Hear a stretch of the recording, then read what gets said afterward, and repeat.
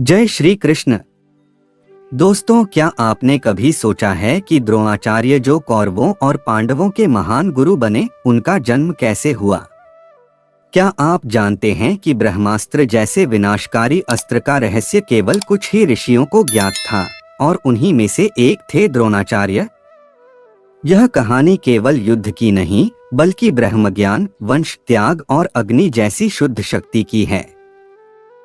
आज की इस कथा में हम जानेंगे द्रोण का जन्म कैसे हुआ, कैसे वे ब्रह्मा के तेज से उत्पन्न हुए, उन्होंने ब्रह्मास्त्र का रहस्य कैसे पाया और अंत में क्यों वे कुरुक्षेत्र के युद्ध में धर्म और अधर्म के बीच फंस गए। चलिए जानते हैं एक ऐसी रहस्यमयी कथा जो आपको इतिहास से जोड़ती है और आत्मा से हिला देती है। स्वागत है आपका सीताराम हिंदी कहानियां में, जहां हर शब्द में है धर्म और हर कहानी में छिपा है सनातन का सत्य। वीडियो को अंत तक देखिए, क्योंकि अंत में हम बताएंगे वह राज जो ब्रह्मास्त्र से भी बड़ा था। मुख्य कथा, द्रोणाचार्य का जन्म और ब्रह्मास्त्र का रहस्य। प्राचीन काल की शुरुआत। जब सृष्टि की रचना ब्रह्मा द्वारा प्रारंभ की गई तो उनके 4 पुत्रों सनक, सनंदन, सनातन और सनत कुमार को ब्रह्म ज्ञान प्राप्त था। लेकिन समय के साथ साथ मनुष्यों में अधर्म बढ़ने लगा। तब ब्रह्मा ने अपने तप से ऐसे तेजस्वी ऋषियों की सृष्टि की जो ज्ञान और अस्त्र दोनों में निपुण हो। इनमें से एक महान ऋषि हुए महर्षि भारद्वाज। उन्होंने घोर तपस्या की थी और उनकी सिद्धियां ब्रह्मलोक तक फैल चुकी थीं। एक दिन जब वे गंगा स्नान हेतु गए तो उन्होंने अप्सरा घृताची को देखा। वह इतनी सुंदर थी कि ऋषि का मन विचलित हो गया। हालांकि ऋषि ने संयम रखा, लेकिन उनके तप से उत्पन्न वीर्य को उन्होंने एक पात्र, द्रोण मिट्टी का बर्तन, में सुरक्षित रख दिया और फिर गहन तपस्या में लीन हो गए। वर्षों बाद उस पात्र से एक बालक का जन्म हुआ, जिसे द्रोण नाम दिया गया, अर्थात जो द्रोण से उत्पन्न हुआ हो। द्रोण का बाल्यकाल और आश्चर्यजनक बुद्धि। द्रोण बचपन से ही अन्य साधारण बालकों से अलग थे। उनके नेत्रों में तेज, वाणी में वेदों का ज्ञान और मन में ब्रह्म विद्या के प्रति उत्कंठा थी। वे अपने पिता से हर दिन वेद, पुराण और अस्त्र विद्या का अभ्यास करते थे। एक दिन द्रोण ने अपने पिता से पूछा, पिताश्री, क्या केवल ब्रह्म विद्या ही सब कुछ है? क्या अस्त्र विद्या मनुष्य को उसकी मर्यादा नहीं सिखाती? महर्षि मुस्कुराए और बोले, ब्रह्म ज्ञान आत्मा को मुक्ति देता है, परंतु अस्त्र विद्या शरीर की रक्षा करती है। एक सच्चा ब्राह्मण वही है जो दोनों में निपुण हो। परशुराम से शिक्षा प्राप्त करना। युवावस्था में द्रोण को ज्ञात हुआ कि भगवान परशुराम, जो स्वयं विष्णु के अवतार हैं, अब अपने अस्त्र त्याग कर वनवास को जा रहे हैं। उन्होंने घोषणा की थी कि वे अपने शस्त्र केवल उन्हीं को देंगे जो योग्य होंगे। द्रोण तत्काल वहां पहुंचे और परशुराम से आग्रह किया, भगवान, कृपा करके मुझे अपना शिष्य बना लीजिए, मुझे अस्त्रों का रहस्य दीजिए। परशुराम बोले, मैंने सब कुछ दान कर दिया है पुत्र, अब मेरे पास केवल ज्ञान है। यदि तुम उसे धारण कर सको तो मैं तुम्हें ब्रह्मास्त्र की दीक्षा दूंगा। इस प्रकार द्रोण को ब्रह्मास्त्र सहित सभी दिव्यास्त्रों का ज्ञान प्राप्त हुआ, लेकिन परशुराम ने उन्हें एक शर्त पर दीक्षा दी। ब्रह्मास्त्र का उपयोग केवल तब करना जब धर्म संकट में हो, अन्यथा यह विनाश को बुलाएगा। ब्रह्मास्त्र का रहस्य। द्रोण को परशुराम से ब्रह्मास्त्र की मंत्र दीक्षा मिली। यह कोई सामान्य अस्त्र नहीं था। इसे चलाने के लिए केवल मंत्र नहीं, बल्कि चित्त की पूर्ण एकाग्रता और पवित्रता आवश्यक थी। द्रोण को बताया गया, ब्रह्मास्त्र का प्रयोग करने पर पूरे भूभाग का विनाश संभव है। यह अस्त्र किसी एक लक्ष्य पर केंद्रित किया जा सकता है, लेकिन यदि साधक विचलित हुआ तो यह समस्त संसार को भी भस्म कर सकता है। ब्रह्मास्त्र को केवल एक बार जीवन में चलाया जा सकता है और वापसी का मंत्र केवल ब्रह्मज्ञानी को ज्ञात होता है। द्रोणाचार्य ने यह रहस्य सीखा, पर उन्होंने इसे कभी दूसरों को नहीं सिखाया, सिवाय एक के, अश्वत्थामा। पुत्र अश्वत्थामा का जन्म। द्रोण ने विवाह किया कृपि नामक कन्या से, जो कृपाचार्य की बहन थी। कृपि भी विदुषी थी और द्रोण के समकक्ष वेदशास्त्र में दक्ष थी। उनसे उत्पन्न हुआ पुत्र अश्वत्थामा। वह जन्म लेते ही रोया नहीं, बल्कि आकाश की ओर देखकर महागर्जना की। तब द्रोण को ज्ञात हुआ कि यह बालक सामान्य नहीं, यह एक चिरंजीवी योद्धा होगा, जिसे काल भी नहीं छू सकता। अश्वत्थामा के मस्तक में जन्म से ही एक रत्न था, जिससे उसकी रक्षा होती थी। यह रत्न उसे दिव्य दृष्टि और रोगों से सुरक्षा देता था। गरीबी और कुरु सभा तक पहुंचना। हालांकि द्रोण ज्ञानी थे, पर अत्यंत दरिद्रता में जीवन व्यतीत कर रहे थे। उन्होंने कई बार राजाओं से सहायता मांगी, परंतु कहीं कोई सुनवाई नहीं हुई। एक बार अश्वत्थामा ने देखा कि उसके मित्र दूध पी रहे हैं, पर उसके पास दूध नहीं था। वह अपनी माँ से बोला, माँ, क्या हमारे पास भी दूध नहीं है? उस दिन द्रोण ने निश्चय किया, अब वह राजा नहीं, कुरुवंश के राजकुमारों को शिक्षा देगा। वे हस्तिनापुर पहुंचे और वहां के राजा भीष्म ने उनकी प्रतिभा पहचानकर उन्हें गुरु बना दिया। गुरु द्रोण की परीक्षा कैसे ली गई? ब्रह्मास्त्र का रहस्य क्यों उन्होंने अश्वत्थामा को ही दिया? अर्जुन को क्यों बनाया अपना प्रिय शिष्य?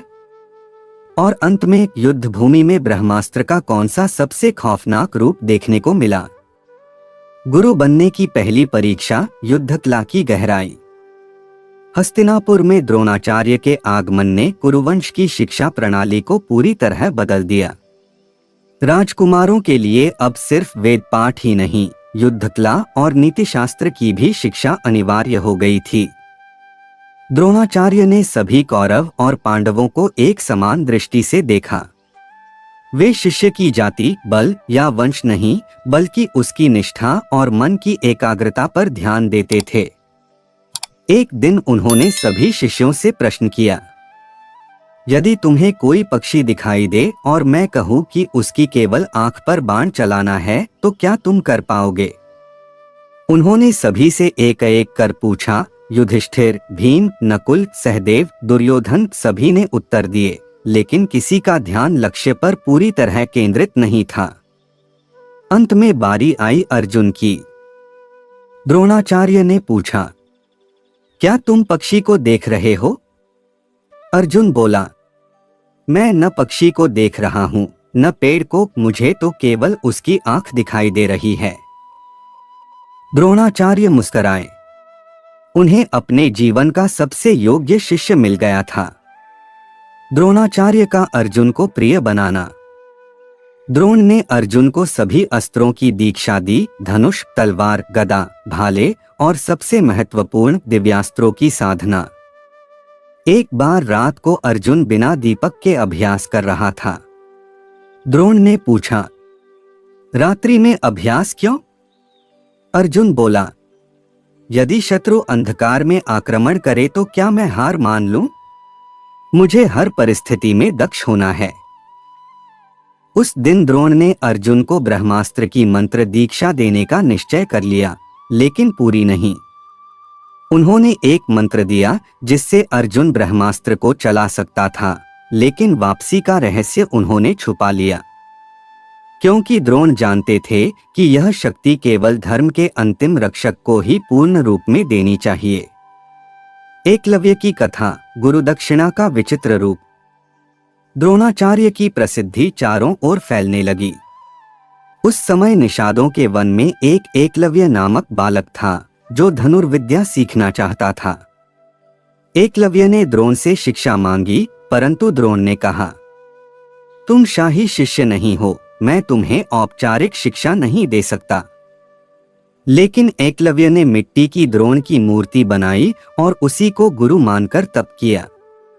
वर्षों बाद जब द्रोण वहां पहुंचे, उन्होंने देखा कि एकलव्य तो अर्जुन से भी श्रेष्ठ धनुर्धारी बन चुका है।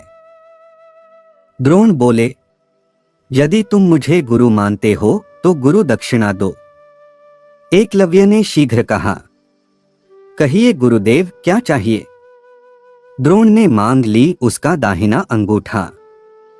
सभी चकित थे, पर एकलव्य ने तुरंत अंगूठा काटकर दान कर दिया। द्रोण का यह कार्य आलोचना के योग्य था, परंतु उनके मन में द्वंद्व था। यदि अर्जुन को सर्वोत्तम बनाना है तो प्रतियोगी हटाना होगा।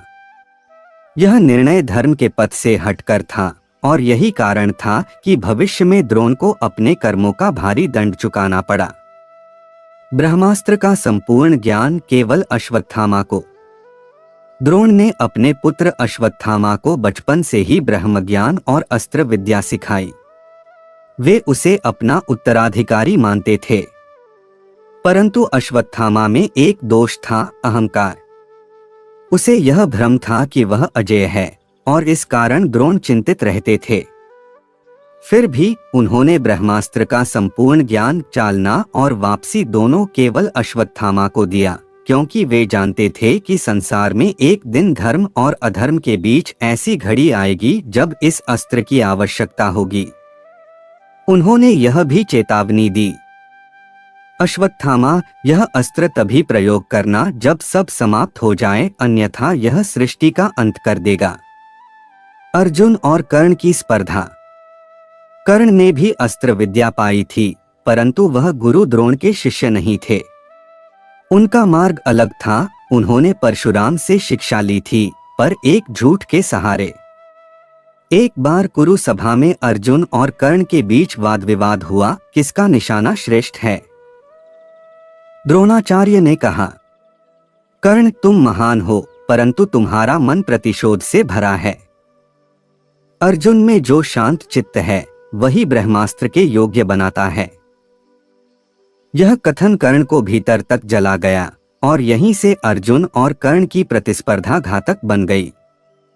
ब्रह्मास्त्र साधना की कठिन विधि। ब्रह्मास्त्र को चलाना जितना कठिन था, उतना ही कठिन था उसे साधना करना। द्रोण ने अपने कुछ शिष्यों को यह साधना करवाई, विशेषतः अर्जुन और अश्वत्थामा को।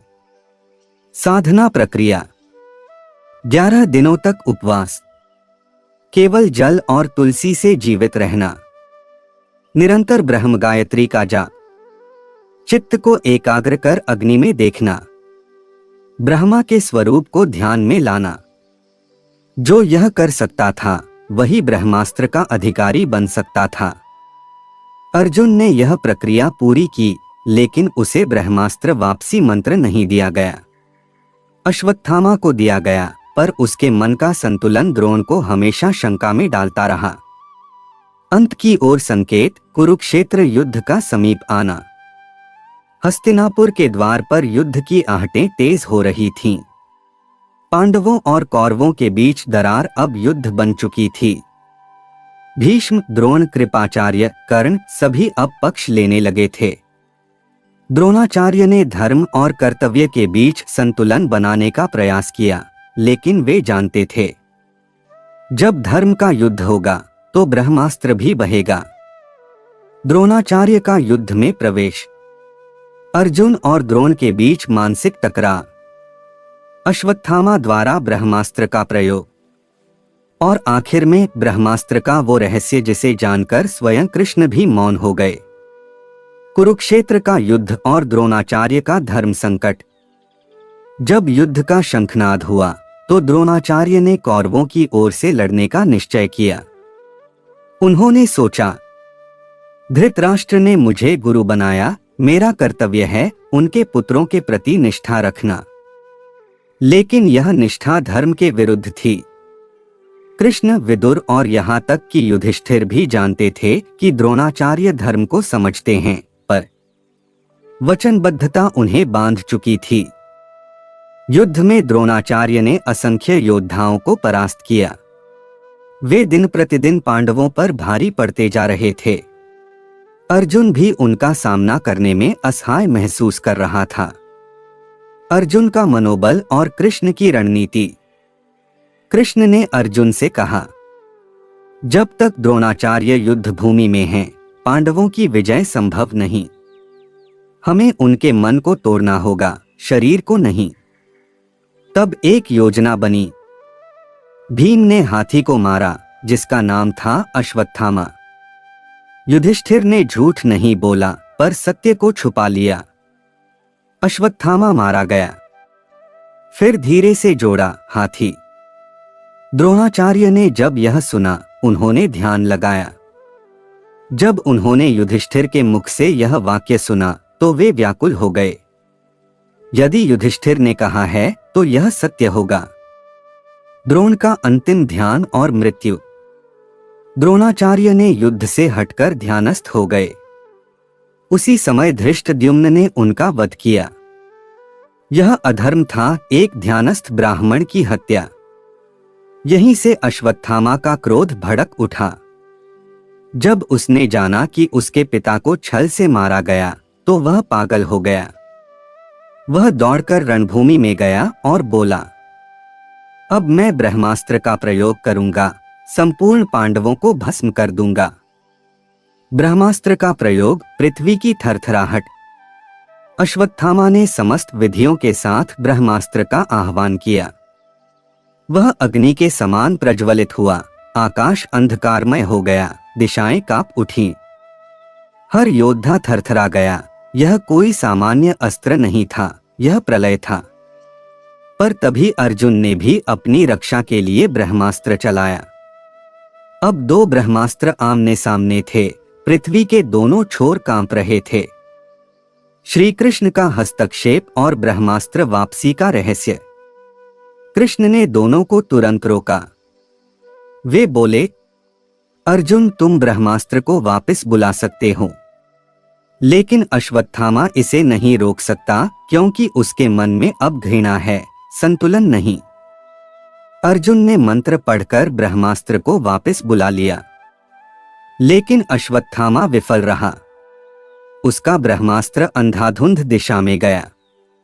कृष्ण बोले, अब इसका एक ही उपाय है, इससे होने वाली हानि को बांध दो, कहीं केंद्रित करो। अश्वत्थामा ने ब्रह्मास्त्र को उत्तरा के गर्भ की ओर मोड़ दिया, जहां अभिमन्यु का पुत्र पारितोष गर्भ में था। उत्तरा का गर्भ और कृष्ण की लीला।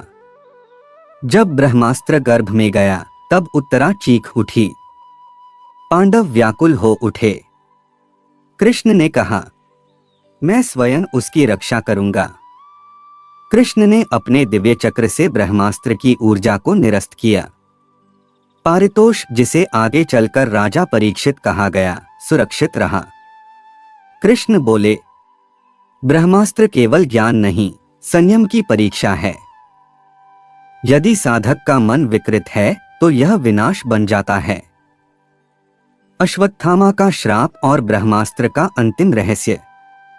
अश्वत्थामा ने पाप किया था, उसने गर्भ पर हमला किया था। कृष्ण ने उसे श्राप दिया, तू चिरंजीवी रहेगा, लेकिन तुझे कोई न मारेगा न मानेगा। तेरा रत्न छीन लिया जाएगा और तू जंगलों में भटकेगा जब तक कलयुग का अंत न हो। कहा जाता है कि अश्वत्थामा आज भी जीवित है और वही है ब्रह्मास्त्र का अंतिम ज्ञाता। द्रोणाचार्य का अंत और उनका संदेश। द्रोणाचार्य धर्म के मार्ग पर चले, परंतु उनके निर्णयों ने उन्हें बार बार उलझाया। उनका संदेश स्पष्ट था, ज्ञान जितना उच्च हो उतना ही उसका प्रयोग संयम से करना चाहिए। ब्रह्मास्त्र हो या वाणी, यदि चित्त शुद्ध नहीं तो वह विनाश का कारण बनती है। ऐसी ही धर्म, शौर्य और आत्मा को झकझोर देने वाली कहानियों के लिए जुड़िए हमारे साथ। चैनल का नाम सीताराम हिंदी कहानियां। वीडियो को लाइक करें, कमेंट करके अपनी राय दें, शेयर करें अपने मित्रों के साथ और सब्सक्राइब करें ऐसी ही और कहानियां रोज सुनने के लिए। जय श्री कृष्ण, जय सनातन धर्म।